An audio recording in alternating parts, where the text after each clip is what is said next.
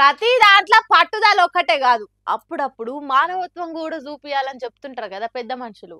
ఆగో గా మాటనే యాదికొచ్చినట్టుంది.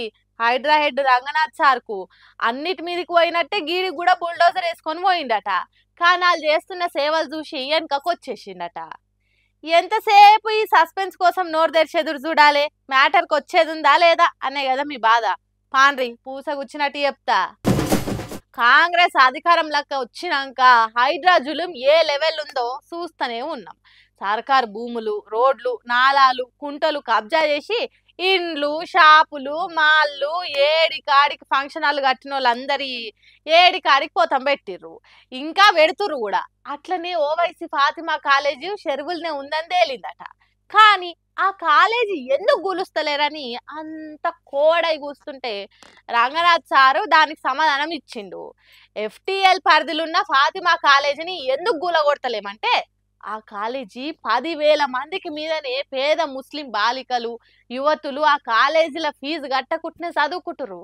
అంతమంది పేదల కోసం పనిచేస్తున్న కాలేజీ కాబట్టి మానవతా దృక్పథంతో ఆ కాలేజీని కూలగొట్టే ప్రసక్తే లేదని అందరు నోళ్ళు మూపించేటట్టు సమాధానం చెప్పిండు.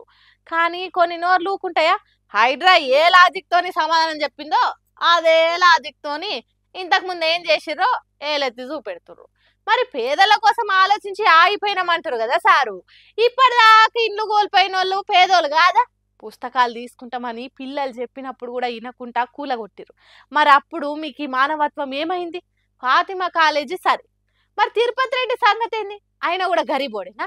ఆయన ఇల్లు జోలికి ఎందుకు పోతలేరు అని నోరు మీద ఒక్కటే చేస్తున్నారు. మరి హైడ్రాలొల్లి ముదిరి ఎటు దారిస్తుందో ఏమో కానీ ఆ ఫాతిమా కాలేజీ కూలగొట్టకుండా హైడ్రా చేసింది కరెక్టా రాంగా? మీరేమనుకుంటారు చెప్పురి. ఆగయా ఇంకా ఇట్లనే చేస్తారా? ఎన్ని రోజులు ఇంకా? ఎప్పుడా అవుతాయి? ఏంది హత్యలు? వీటికి అడ్డుకట్ట ఎట్లా పడుతుంది? ఏంది అరాచకం? కాలం ఇట్లెందుకు మారుతుంది? మనుషుల పాపం బండిందా? దుష్ట శిక్షణ చేసేటానికి అవతార పురుషుడు ఎప్పుడొస్తాడు?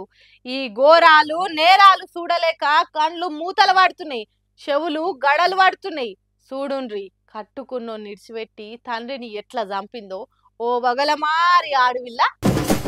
టెక్నాలజీ పెరుగుతుంటే, సోషల్ మీడియా చేతులకు వచ్చినాక అభివృద్ధి ఆకాశానికి చేరుతుంటే మనిషి మంచి దిక్కు ఇంకింత ఎక్కువ నడవాలే గాని చెడు చెంతకే చేరుతున్నారు.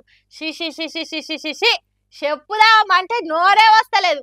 పాపం వడ్లూరి లింగం అనే గీ అన్నను ఉత్త పుణ్యానికే చంపింది తన కడుపున పుట్టిన బిడ్డ. కానీ పెంచి మంచి సంబంధం చూసి పెళ్లి చేస్తే కట్టుకున్న నిడిచిపెట్టి ఇంకొకరితోని కలిసి ఉంటున్నదట లింగం బిడ్డ మనీష.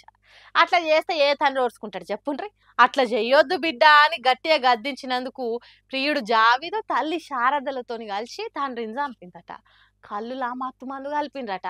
అది తాగి వండుకున్నాక ముఖం మీద మెత్తబెట్టి చంపిండ్రట. వాళ్ళ ధైర్యం పాడుగాను తర్వాత సెకండ్ షో సినిమాకి పోయొచ్చి తర్వాత శవాన్ని గట్కేసర్ మండలం ఏదులాబాద్ అనే ఊరు చెరువులేసి వచ్చిందట. 2 రోజుల తర్వాత లింగం శవం చెరువుల దేడుతోని పోలీసులు ఎంక్వైరీ మొదలు పెట్టిండ్రట. ఆఖరికి అది లింగం శవం అనేది గుర్తుపట్టి ఇంటోళ్ళకి అప్పచెప్పి ఎవరు చంపిండ్రు కావచ్చు, పాత కక్షలు ఏమైనా ఉన్నాయా అని ఆరాధిస్తే మనీషా సమాధానం అడ్డదిడ్డంగా ఉన్నదట.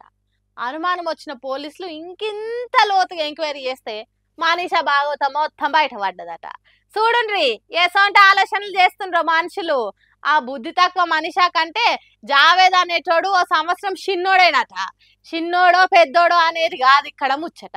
చేసుకున్న మొగోడు నచ్చకుంటే అయ్య వాళ్ళకి అర్థం చేయించాలి, నచ్చినోన్నే చేసుకుంటా అని చెప్పాలి. అంతేగాని కని వెంచి చదివించిన తండ్రినే చంపుడేంది?